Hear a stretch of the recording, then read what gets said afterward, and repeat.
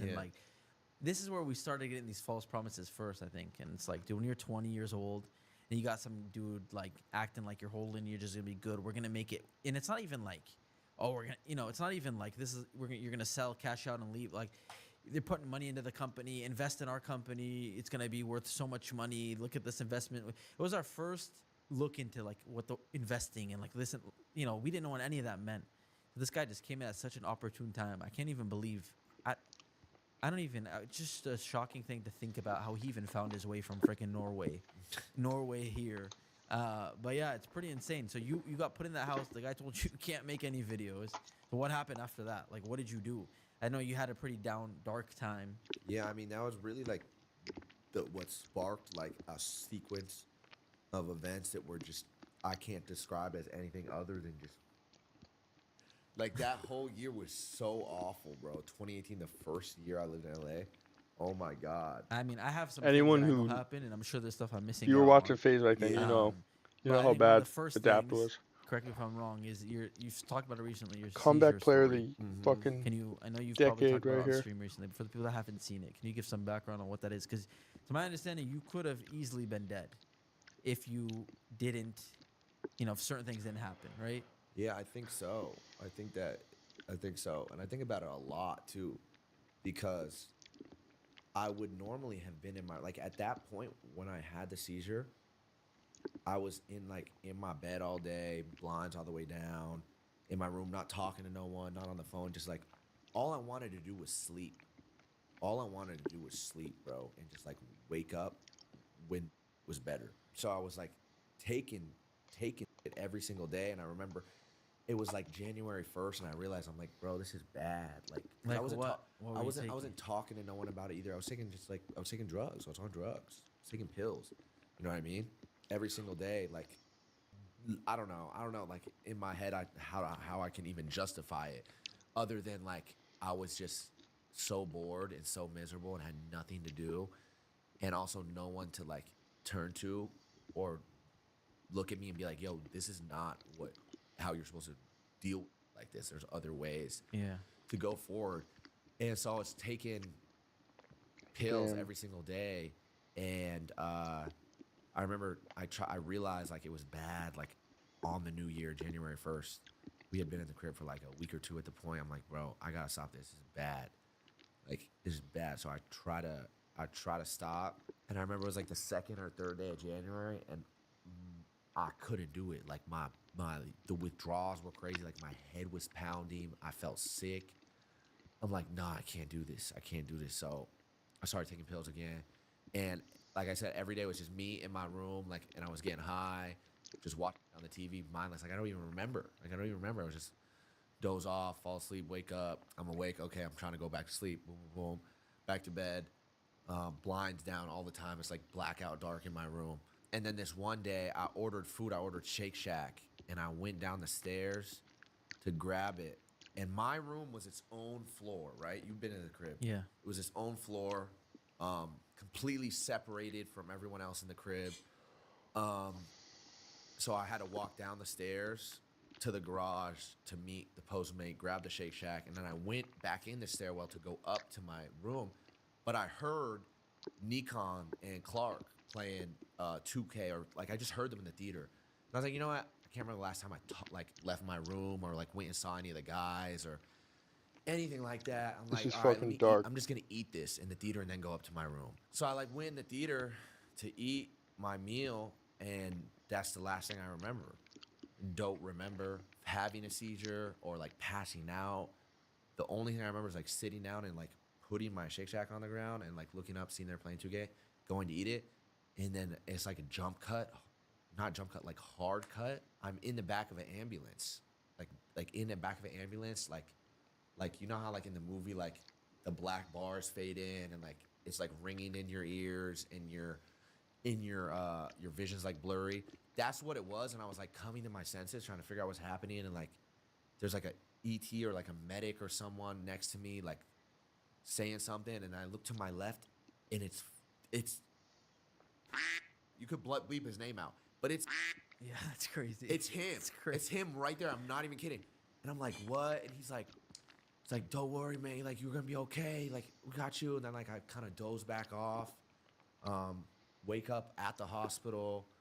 And I had a seizure for sure. I had a seizure, which is like really, really crazy to think about and really scary. I never had one in my life, and I don't know. I don't know if it's because of like if I took too much or if it was what I took or what it was about it. But I think like the craziest thing about that situation, and when I look back on it, is 9 times out of 10, I would have been by myself in my bedroom, my bedroom that's completely isolated from the rest of the crib, and I would have had a seizure, not around anyone. No one would have known.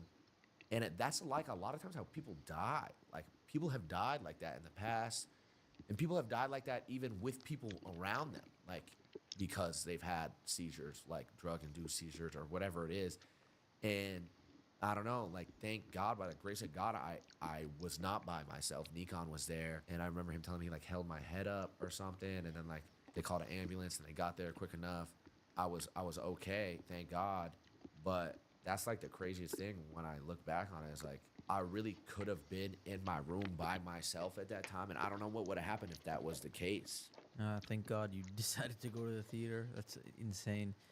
I think your point that you kind of glossed over though, like waking up in the ambulance and the guy that basically, in some ways, led you to Yeah, that is sitting there. bro. And I know it gets worse because I remember hearing, I remember hearing about, and I couldn't believe it because I remember driving in by my where my family lives and hearing that they were saying that you overdosed or whatever. That's what the guy was saying, right? Is that Yeah. you overdosed, whatever. And then I just remember hearing something about his wife driving your car. Yeah. Or So that's some- not even the worst. Yeah. So yeah, I like had that whole thing happen, had a seizure, went to the hospital, and then he was there and he was like, "Listen, you don't have a choice. You're going into this like rehab center or something like that. I don't remember what it was. Some sort of like hospital clinic. Like he's like, I'm putting you in here, and if you don't go in here, you're going home to Arizona. I'm pulling the plug on all this, on the crib, everything. I'm like, bro, like what? I can't even get a word off. He's like screaming at me. Like I finally, by the way, my head is aching. My head is pounding. Like I don't know if I hit my head or what's going on. I just remember my head pounding at the time. And he's like, yeah, we're first thing in the morning. We're taking you to this place and we're checking you in. We're not taking you. You're not coming home until they check you out. And if you don't, if you got a problem with that, like you could go back to Arizona and I'm pulling the plug on the phase house, pulling the lease. Everyone goes home. I'm like, damn, I don't even have a choice. And also at the same time, you're not even gonna ask me like, what's up, like what's wrong, Yeah. like why did this happen? You're not even gonna try to like talk to me on like a human level and be like, yo, are you okay? Like, are Yeah. you good? Like, what happened? Like, what led to this point? Could I help you? And none of that. It was Yeah. like, no. It was like, oh, you buy like, and you need to go in here and fix this, or you're done.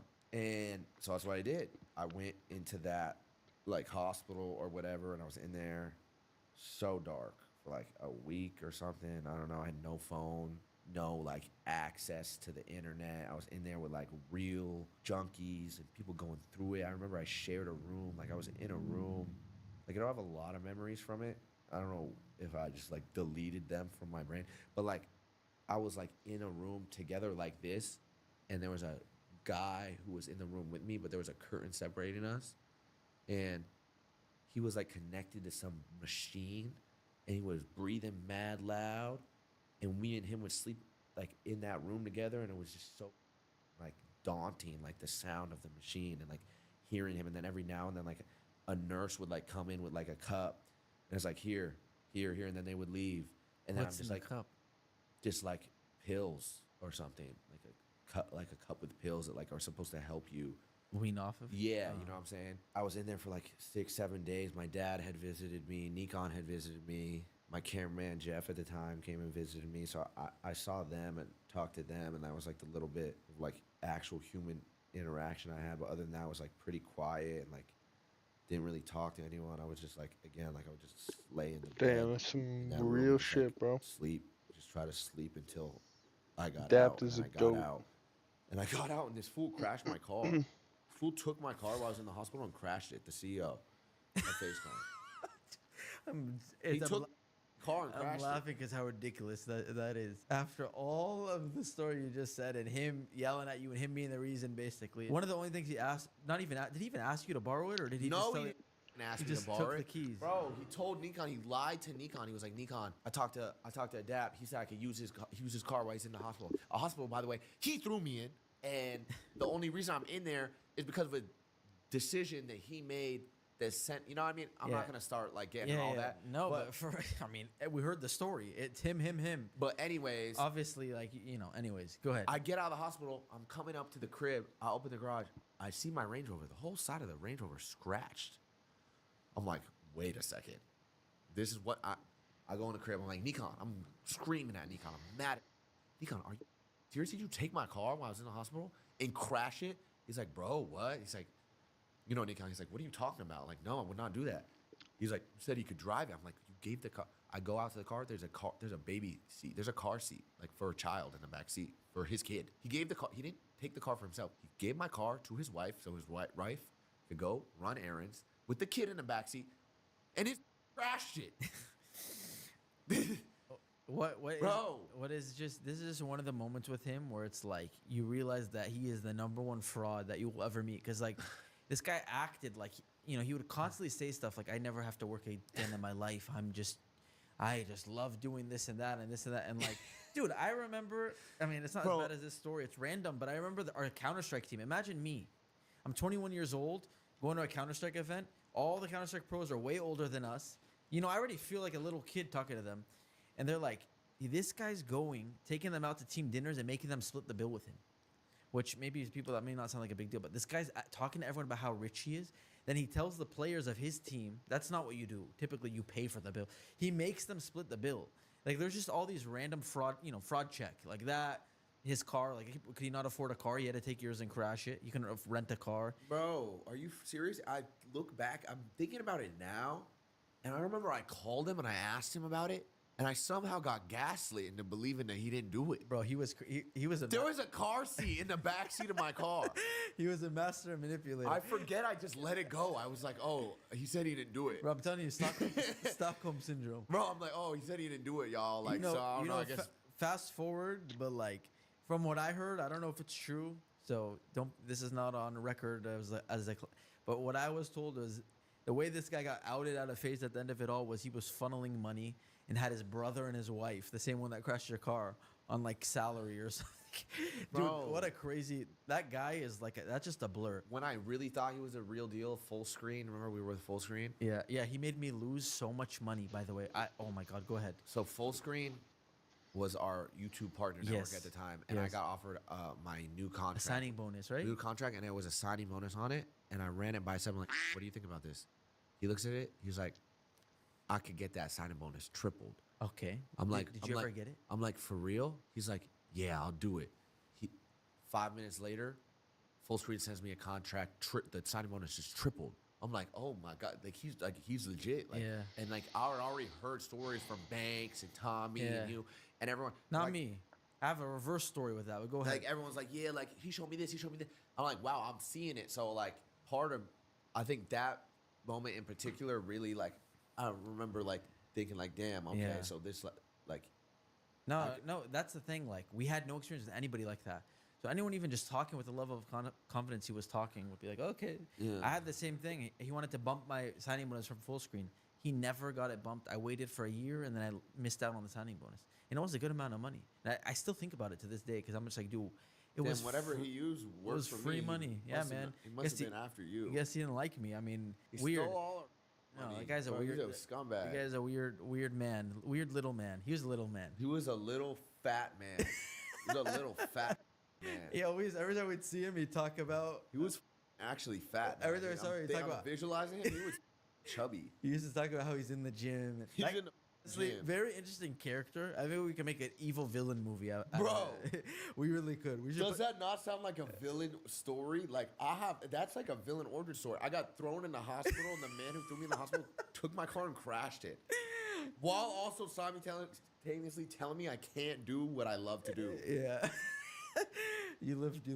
Like what? No, he is an evil villain. Honestly, bro. he should have turned you into a villain. Thank God you didn't. That's go. what I'm saying. I should have You gone didn't full Joker, bro. Yeah, you had a Joker face, but you got the tattoo on your arm. But thank God you didn't go after anyone. Nah, that guy was.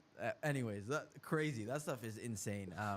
I mean, before we move on, obviously you being in the hospital without a phone for a week after all of that, like, I'm sure you came out of that with some lessons learned about yourself first and foremost, but like people around you too. Like, what did you do? You remember? Did you have like? Did that shift the way you viewed? I mean, it must have in some capacity changed the way you looked at all the things around you. But like, I don't, I'm not sure what happened immediately after that or what the next couple months were like. But I mean, it definitely like had an effect on me. I don't think I fully like processed how much though until a lot later on. yeah, You know what I mean? Like I tend to do that like with situations like that. It's like, okay, this happened and it's like it's whatever. It's a bit not really a big deal. And then I think about it like as time goes by and I'm like, wow, like that was crazy. It definitely like changed my view on a lot of things and affected me in a way. And also I was really young. I was 20 years old. I was Yeah. 20 years old and Yeah. like overdosed and got thrown in a hospital and then like got out of the hospital and got robbed like 5 times. yeah, I was gonna get And then to I got that. sued. Hey, and hold then I on, cracked hold my on. head open. We're gonna get to that. Yo, That's what. That was so bad. That's what's insane. The story like didn't even start with that year for you. That was quarter one. Yeah, that was. We're in the first quarter, bro. That was. There's a lot more that happened right after this, which is Bro. insane. I look back, I'm like, dude, that was. In my point, my whole point of wanting to kind of quote unquote rehash all of this Gotta go is like, put this yogurt away. now we see you on Twitch, one of the bigger streamers on Twitch, and like we were speaking about, right? You're just in a great place now. I think it's like one of the most impressive things to watch because there are so many moments where like, dude, like I don't know, I'm actually curious, like what were you doing in these moments? But you had this experience which was absolutely insane. I'm sure it changed the way you viewed things. I think just really quick, just to close up on this part, whatever it was, maybe you had some sort of like, I don't want to say addiction. I don't know if that's. Oh, I was definitely addicted. Okay. I was for sure addicted. Because I to know, drugs. okay, so for people that are maybe dealing with some form of addiction, I know you obviously last year too, you did a 7-day stream where you quit nicotine, right? So you were addicted for sure to that. Oh, Yeah. yeah. Clearly, I'm That sure, more than unfortunately, anything. a lot of people watching this are probably vaping, which is a horrible habit. So Hitting bad. the vape or, I don't think people use Juuls anymore. That's like 2016, huh? But like, whatever it is, all these e-cigs and vapes, a lot of people are getting addicted very young to this, unfortunately. So for someone that overcame 2 addictions, I guess, right, you could say, one of maybe I don't know what was harder, whether it was the pills or whether it was the nicotine, but like what kind of advice can you give people that are in a similar position? And by the way, a lot of people maybe don't even think they have some sort of addiction. I feel like that's probably the case a lot of Yeah, a lot of people like have that lie they tell themselves where it's like, oh, if I wanted to, I could stop. If I wanted to, I could quit. Even with vaping, I was like, oh, I don't own a vape. I just hit like the homies when they're around. Yeah. Obviously, there's more extreme cases with more extreme addictions.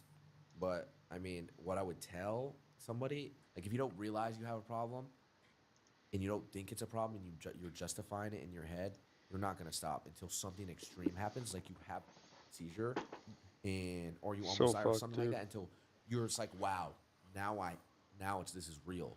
You know what I mean? So I mean, you have to realize that it's a problem and you can't live your life like that forever. The way that ends is not good. Yeah. 9 times out of 10. And then I don't know, too, I would say like being open with it, like talking to people, like holding yourself accountable too. Like what helped me with the nicotine one. The other one I really didn't have a choice. I got thrown, like I told you, I literally just got like thrown into a hospital and was like, Yeah. okay. And you go about it that way. But with the nicotine, like I went public and made a documentary and researched deeply into how like bad it is for your health and all the ramifications to inhaling those carcinogenic chemicals and like smoking that as frequently as I would. And then I was like, okay, I'm gonna hold myself accountable and stream for the next 7 days. So if I do vape, if I do ever get caught smoking again and hit anything, nicotine, a cigarette, whatever, I'm gonna look like a straight fraud. Yeah. Like our friend, our CEO. yeah, like I'm sitting here, I'm screaming, this is horrible. Like I'm Yeah. interviewing victims. I'm going to the doctor and like breathing, like doing lung x-rays. And I'm like, now I'm going to stream for 7 days. like I just got to get through the 7 days. So I think accountability is a big thing. That obviously helped me. The fact that I completely burnt the bridge and was like, I have to now. I have no choice, or I'm gonna look like a fraud. You kind of put everything on the line. Yeah. Yeah. And thank God, by the way, I look back and like that's like the best decision I've made. One of the best decisions I've ever made, quitting nicotine, because it sparked Streaming career. streaming for Yeah. me. Accidentally, I didn't draw it up like that. That's Yeah, not yeah. how it was drawn up. No, you were gonna be done after that. Yeah. It was just like you can't do a 7-day YouTube video, so you're like, I'm gonna do it live. Yeah. I mean, thankfully you quit that. You quit that, which is I'm more happy about. So That you guys happy. are, you're done. Hopefully, and hopefully a lot of people follow you. No, not hopefully. I am. No. I'm saying, yeah. Sorry, I know you're done. Thank God you're done, and hopefully a lot more people follow it and kick that habit because I think a lot of people just picked it up and not think it's a big deal, but it is a big deal, man. It's not a good thing to be. Bro, for real, you don't have You- the freedom. You Like, interviewed someone, right, that like had his lung like popped or some crazy. his lung popped, his lung collapsed. Like he got Collapsed. checked out. Like the doctors said he had a cardio. Like if they looked at his cardiovascular system and they said you have the cardiovascular system of a 70, 80-year-old man. And how old was he? He was like 18. He like speed ran his cardiovascular system and he was insanely unhealthy and like on a fast track So for crazy. nothing good. You know what I mean? Yeah. And even like recently, like I was out on Saturday with some friends. I was driving to like this thing, and like one of them was vaping, but like everyone else in the car vaped, and like I'm hearing them. They're all like, "Yo, like you got it." Like, no, I give it back to you. Yeah. And I was like, "Oh, are you sure this one's dead?" They're like, "Oh, we need to stop." I'm like sitting here listening to this conversation. I'm like, "Oh my God!" Like y'all don't really realize how much of a grip this had. Like, Yeah. like it's very serious, and Yeah. like I don't want to like harp on it and act like like you know what I mean? Because It's because you kicked it. That's why you can see it now. yeah, and I'm Yeah. in the car and I'm driving. I'm like, oh my God, Yeah. like here's the vape. I'm seeing all three hands in the back seat reach for it. It's crazy. Yeah. It's like whoa. yeah. And then it's like we're on the way home. Oh, it's dead. We gotta stop and grab one. I'm like, are y'all like yes? So yeah, it's bad, bro. Yeah. So accountability and just kind of having to want to quit it. Yeah, and Yeah. having people around you That to motivate, hold you yeah. accountable too, I think is a big thing. I think last thing, just a kind of a note from me, I guess. It sounds weird to say it that way, but I remember growing up seeing like child actors, quote unquote, go crazy, or Amanda Bynes. I'm not pointing these out to make fun of them at all. Of course, it's actually I dare you to let me build you a completely free e-commerce store Shut the preloaded fuck with up, 20 you weird handpicked ass. products. really Weird sad to me, but, ass, like, bro.